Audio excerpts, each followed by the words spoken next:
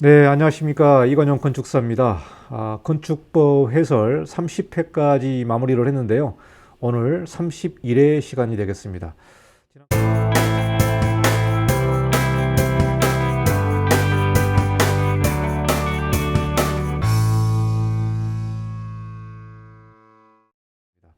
지난 건축법 1조부터 우리가 쭉 공부해 왔는데 여러 가지 용어와 또 기타 건축물에 대한 용도 또 다른 법령을 좀 공부를 했습니다.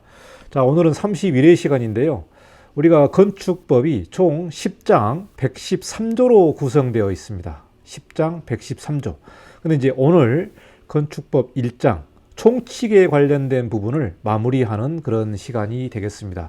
그래서 오늘 강의할 내용은 건축법 1장 총칙편에 대한 마무리를 하는 시간이고요.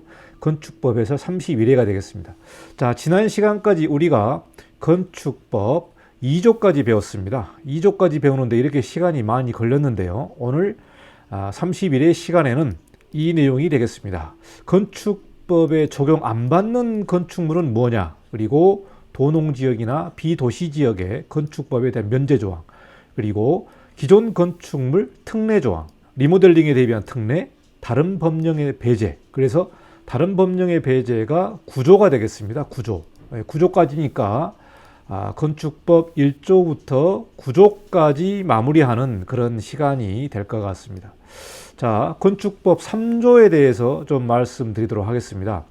자, 건축법 3조를 보시면은 건축법에 대한 적용이 제외되는 그러한 조항이 되겠습니다. 그래서 다음 각 호의 하나에 해당하는 건축물은 이 건축법을 적용하지 않습니다. 라는 내용인데요.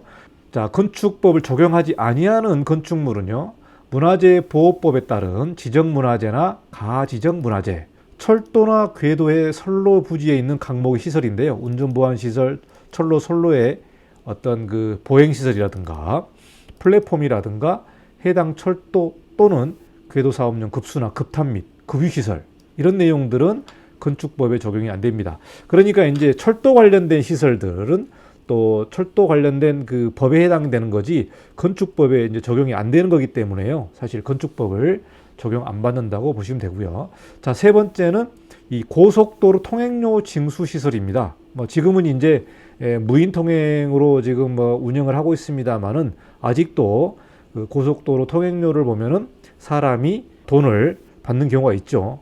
그러한 통행료 징수 시설도 어떻게 보면은 건축물일 수 있잖아요. 이 법도 이제 건축법을 적용 안 받는 거죠. 예, 그렇습니다.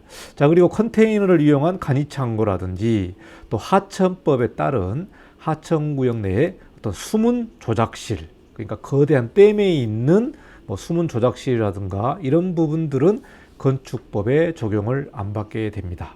예, 그래서 모든 건축물이 다 건축법을 적용받는 게 아니라 이런 특수한 건축물 같은 경우는 적용을 안 받는다. 그렇게 이해를 하시면 될 것 같고요.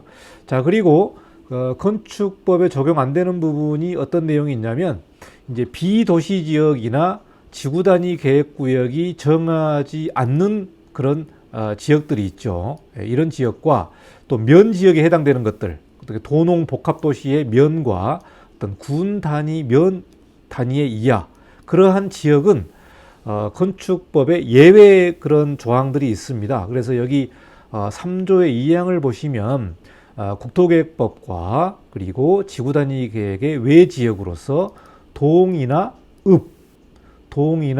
읍에 해당되지 아니하는 지역은 건축법 44조부터 47조까지 또 그리고 51조, 57조를 적용하지 아니한다라고 나와 있습니다. 여기서 동이나 읍은요, 동이나 읍에 속하는 섬의 경우에는 인구가 500명 이상만 해당되기 때문에 이거를 다시 해석을 하면 섬 지역 같은 경우는 인구가 500명 미만인 동이나 읍 지역인 경우에는 아래 대지 도로, 도로의 지정, 건축선 지정, 건축선에 따른 건축 제한, 방화지관의 건축물, 대지의 분할 조항, 이러한 내용들은 적용을 안 받는다, 적용을 제외하겠다라고 나와 있습니다. 그러니까 우리가 앞으로 계속 공부해야 될 게 뭐 대지와 도로라든가 도로의 지정 폐지, 건축선 지정, 뭐 건축선에 따른 제한, 이런 내용들 있잖아요. 또 그리고 우리가 대지의 분할 관련된 내용도 우리가 공부를 했었죠. 이런 조항들은 이런 면이라든가 리 지역이라든가 이런 지역들은 이러한 법령을 적용 안 받는다. 그렇게 이해하시면 될 것 같고요. 또 이런 지역에서 건축물을 지을 때 여러분이 이 별도로 지자체 조례를 한 번 더 확인해야 될 필요가 있습니다.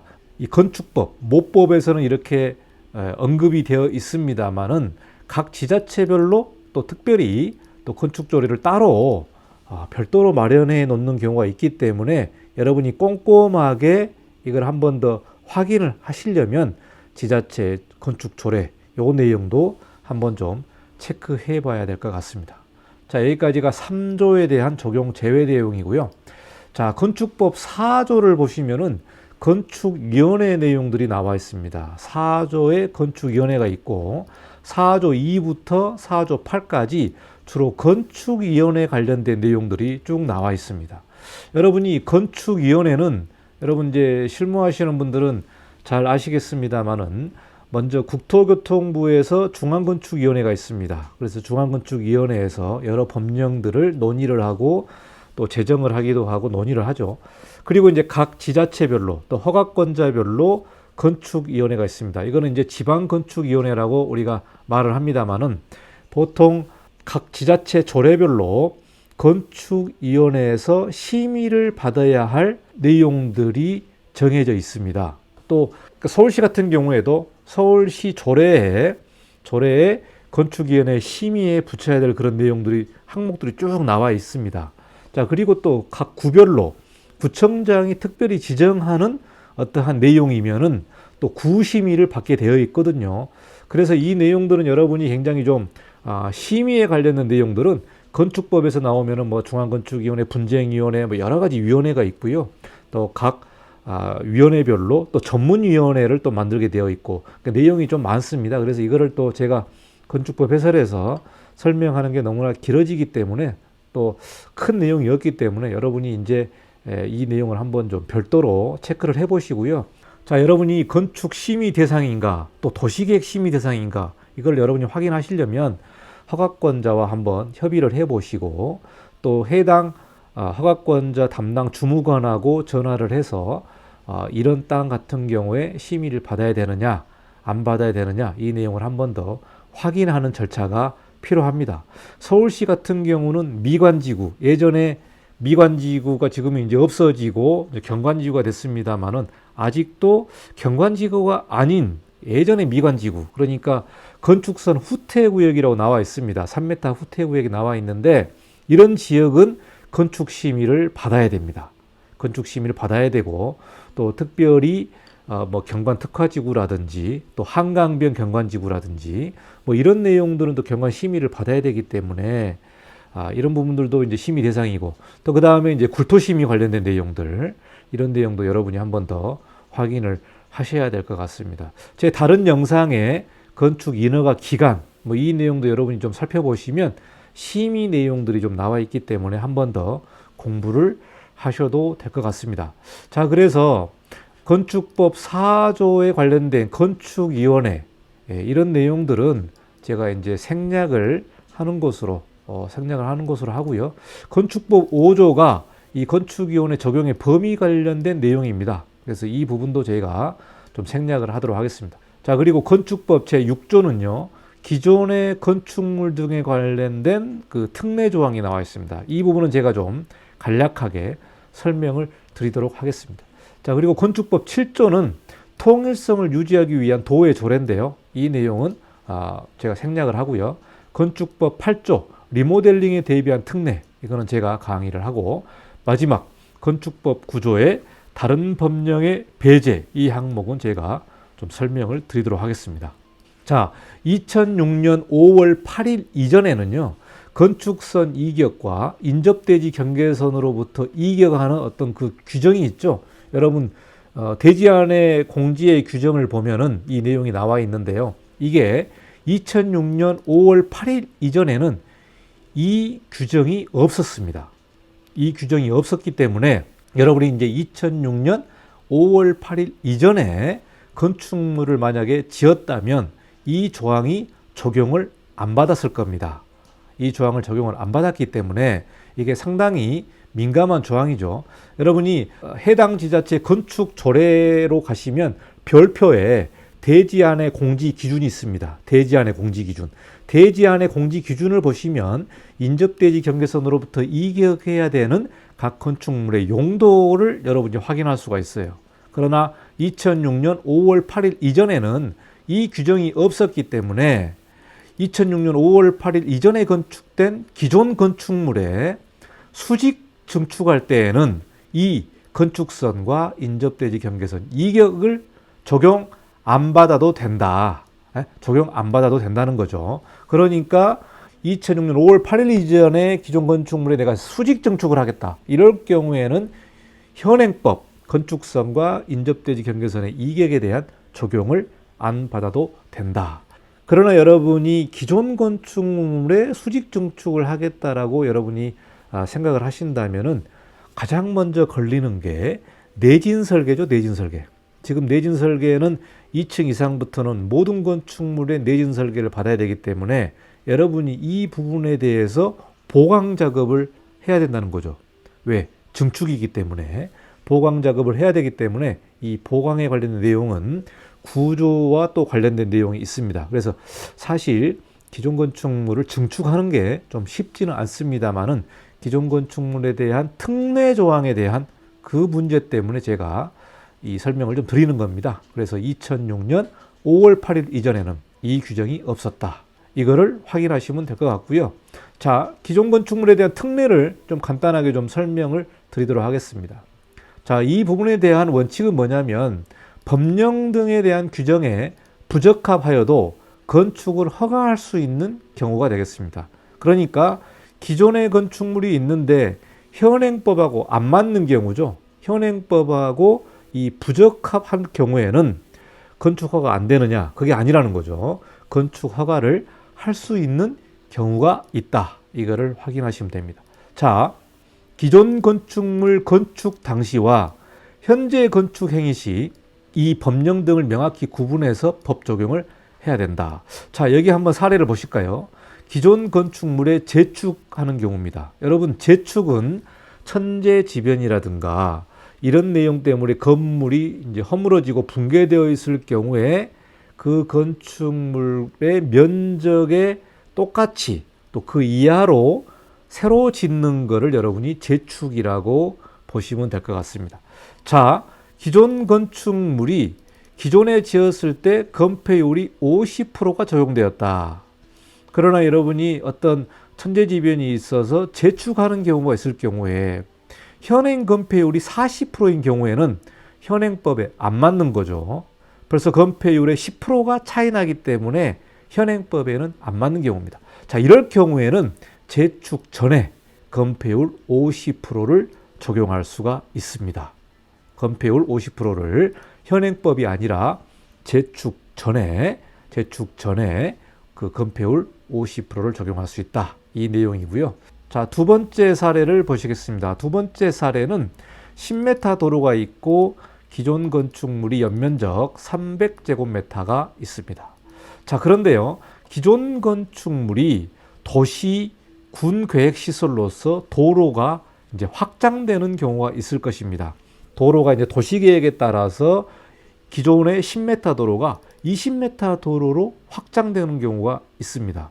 이런 경우에는 기존의 건축물을 20m 도로로 이제 확장하다 보니까 대지의 일부분을 도로로 이제 내줘야 되겠죠. 도로로 내주는데, 그럼 건축물 어떡합니까? 건축물도 뭐 잘라내는 경우가 있습니다. 실제로 서울 같은 경우도 이렇게 도시계획이 만들어지면서 건축물을 일부 철거하고 또 보완해서 또 기존의 건축물을 유지하는 경우가 있습니다. 실제로 있거든요. 근데 이런 경우에는 그럼 어떡할 거냐? 그래서 이런 경우에는 이제 기존 건축물이 이제 도시나 군 계획 시설로서 도로가 설치되면은 건폐율 용적률에 부적합하게 될 수도 있습니다.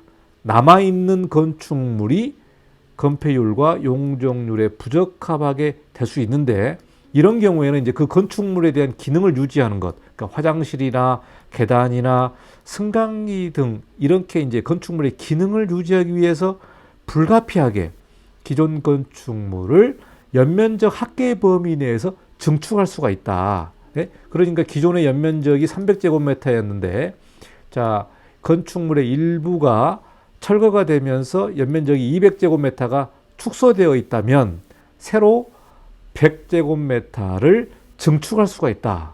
이 내용이 기존 건축물에 관련된 특례가 되겠습니다. 자, 이런 경우에는 이제 도시계획시설이나 군계획시설의 도로가 확장되는 좀 특수한 경우가 되겠다.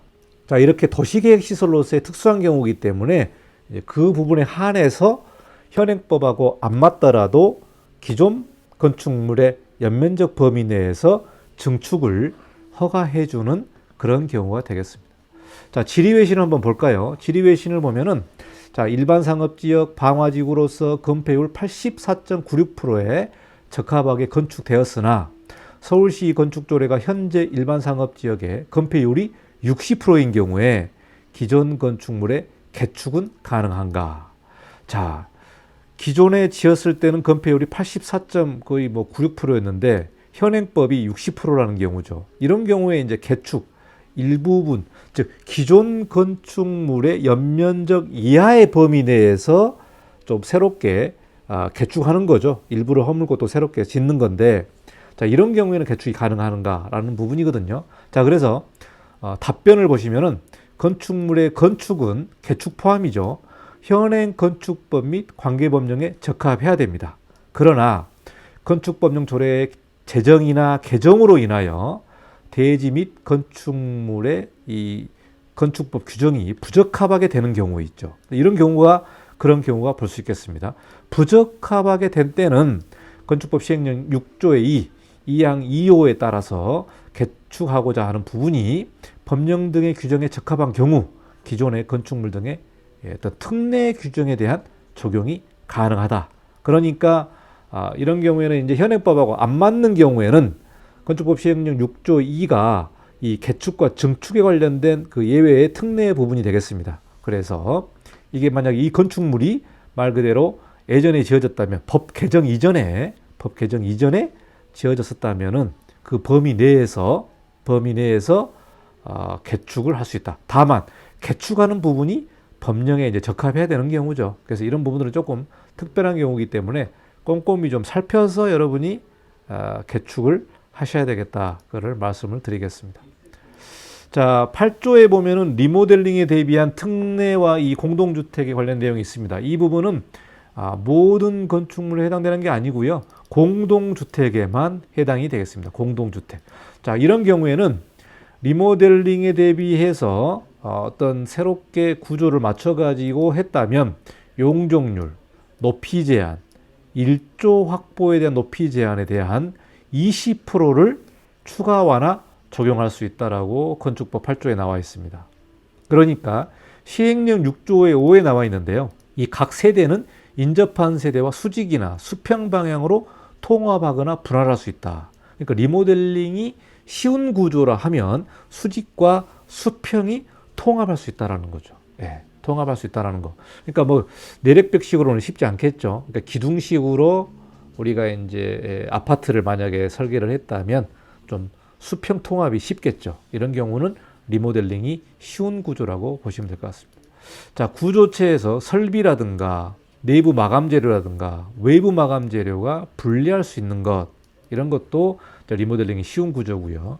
자, 개별 세대 안에서 구획된 실의 크기라든가 개수라든가 또 위치 등을 변경할 수 있는, 이게 이제 리모델링이 쉬운 구조가 이 세 가지 항목이 되겠는데, 이렇게 설계했다면은 20%의 범위 내에서 추가 완화를 적용받을 수 있다. 이게 바로 리모델링에 대비한 특례가 되겠습니다. 앞으로 이 공동주택에 대한 설계를 할 때 이 부분도 굉장히 20%를 추가 완화를 받을 수 있기 때문에 굉장히 유리한 항목이 될 것 같습니다. 자, 다른 법령의 배제가 구조 1장의 마지막 편이 되겠습니다. 자, 다른 법령의 배제는 뭐냐면요. 우리가 건축법이 있습니다. 건축법이 있는데 또 다른 법에서 이 충돌되는 경우가 있습니다. 이 충돌되는 경우가 있을 때 건축법에서 이거를 언급을 해 주어야만 적법하기 때문에 이렇게 다른 법령의 배제가 나오는 거죠. 그러니까 예를 들면 주로 이제 건축법과 민법이 충돌하는 것, 또 여기서 말하고 있는 게 건축법과 이 하수도법 관련된 게 충돌되는 경우가 있거든요. 서로가 이제 말이 안 맞는 경우죠. 이런 경우를 이제 따로 설명해 주는 게 이 다른 법령의 배제가 되겠습니다. 자, 그래서 다른 법령의 배제를 보시면요. 건축물의 지하공사입니다. 건축물을 지하를 굴착하는 경우에는 민법 244조 1항을 적용하지 아니한다라고 나와 있습니다. 자, 그러나 필요한 안전조치를 위해서 어떤 위해 방지를 해야 된다라고 나와 있습니다. 자, 그러면은 민법 244조의 1항이 무엇이냐? 자, 여기 민법 244조의 1항을 보시면 민법 244조가 지하시설 등에 대한 제한이 되죠. 자, 1항을 보시면 우물을 파거나 용수, 하수, 오물 등을 처리할 지하시설을 하는 때에는 경계로부터 2m 이상 거리를 두어야 하며 저수지, 구거 또는 지하실 공사에는 경계로부터 그 깊이의 반 이상의 거리를 두어야 된다. 그러니까 이 규정을 보시면 지하에 정화조를 설치하는 경우에는 경계로부터 2m 이상의 거리를 두어야 된다. 그러니까 인접대지로부터 2m 이상에 떨어뜨려야 되니까 상당히 큰 영향을 받게 됩니다. 그리고 여기에 또 지하실 공사가 나와 있죠. 지하실 공사에는 그 경계로부터 깊이의 반 이상의 거리를 두어야 된다. 지하실을 4m를 파게 되면 2m 이상의 거리를 떼어야 된다라는 규정이 되겠습니다. 자, 이렇게 되면 건축법에서는 상당히 영향이 크죠. 지하층에 대한 규정이 민법하고 충돌이 되기 때문에 민법을 따르게 되면 깊이의 반을 이격을 해야 되기 때문에 상당히 좀 타격이 있는 그러한 조항이 되겠습니다. 그래서 이게 다른 법령의 배제, 그러니까 지하를 굴착하는 경우, 지하를 굴착하는 경우에는 민법에 대한 이 부분을 적용하지 아니한다라고 배제 항목이 나와 있는 거죠. 이래야만 우리가 건축물의 지하 공사를 할 수 있기 때문에 이렇게 나와 있습니다. 이제 민법하고 충돌되는 부분이고요. 자, 이 부분은 하수도법입니다. 하수도법은 건축물에 딸린 개인 하수 처리 시설에 관한 설계 같은 경우에는 설계죠, 설계. 설계의 경우에는 하수도법을 적용하지 아니한다. 하수도법 38조가 뭐냐? 하수도법 38조를 보면 개인 하수 처리 시설의 설계와 시공 관련된 내용입니다. 자, 그래서 개인 하수 처리 시설을 설치 또는 변경하고 하는 경우에는 51조에 따른 처리 시설의 설계, 시공업자, 이런 경우에는 건설업자도 포함하는 거죠.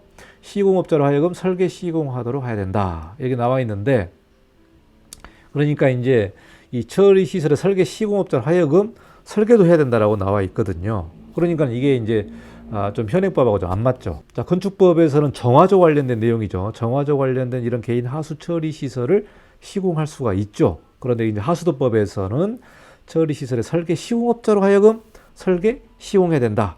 이 조항이 있는데 이게 좀 안 맞기 때문에 다른 법령의 배제로 이렇게 별도로 언급을 해놨습니다. 그래서 이게 보면은 저희가 이제 실무를 하다 보면은 이게 문제가 뭐냐면은 우리가 건축 허가 도서에 정화조 설계 항목을 이제 넣어야 되는데 사실 정화조 설계는 또 정화조 설계하는 업체가 있거든요. 건축 설계 사무소에서 못하기 때문에 정화조 관련된 업체에서 설계를 하게 됩니다. 그러면 이제 거기에서 우리가 별도로 또 용역을 주어서 정화조 설계 용량과 검토한 도서를 저희가 받죠. 그런데 나중에 이게 이제 그 설계한 사람이 나중에 시공을 하는 경우는 굉장히 드뭅니다. 자, 시공을 하게 되면은 이 시공자가 정화조 관련된 시공을 하게 됩니다. 이런 경우에는 우리가 이제 설계에서 정화조 용량이 정해져 있기 때문에 그 용량의 범위 내에서 자체적으로 발주를 해가지고 공사를 하게 되는 거죠. 그러니까 정화조 설계한 사람이 시공까지 하는 경우에는 거의 드물어요. 사실 현장에서는. 현장에서 매우 드뭅니다. 그래서 설계 따로, 시공 따로 이렇게 이루어지는 것이 이제 현장의 그 실제적인 상황이기 때문에 사실 이 부분이 이제 하수도법하고 잘 안 맞습니다. 그래서 다른 법령의 배제를 건축법 제9조에서 이제 마련을 해 놓는 거죠. 자, 그래서 여기까지 이제 건축법 제9조가 다른 법령의 배제 1장 총칙의 마지막 편이 되겠습니다. 그래서 31회에 걸쳐서 건축법 1장을 좀 마무리를 했는데요. 이제 2장부터는 건축 허가 관련된 내용이 나오게 됩니다. 허가, 신고, 또 사용 승인, 또 이런 또 준공에 관련된 내용들, 또 감리에 관련된 내용들이 2장에 나오기 때문에 여러분이 이제 2장에서는 그러한 내용들을 가지고 이제 공부를 하도록 하겠습니다. 자, 여기까지 건축법 해설 31회 제 1장의 내용을 쭉 왔습니다. 아무래도 좀 시간이 굉장히 길어지죠. 또 다르게 이렇게 그 얽혀 있는 여러 법들을 다 해설을 하면서 1장을 이제 마무리하다 보니까 상당히 좀 시간이 많이 걸렸습니다. 그래서 모든 법령을 다 해설하기는 어렵고 또 우리가 한번 숙지해야 될 그런 법령들을 좀 별도로 좀 해설을 했습니다. 자, 여기까지 31회를 마치고 32회 시간에 여러분 찾아뵙도록 하겠습니다. 감사합니다. 이관용이었습니다.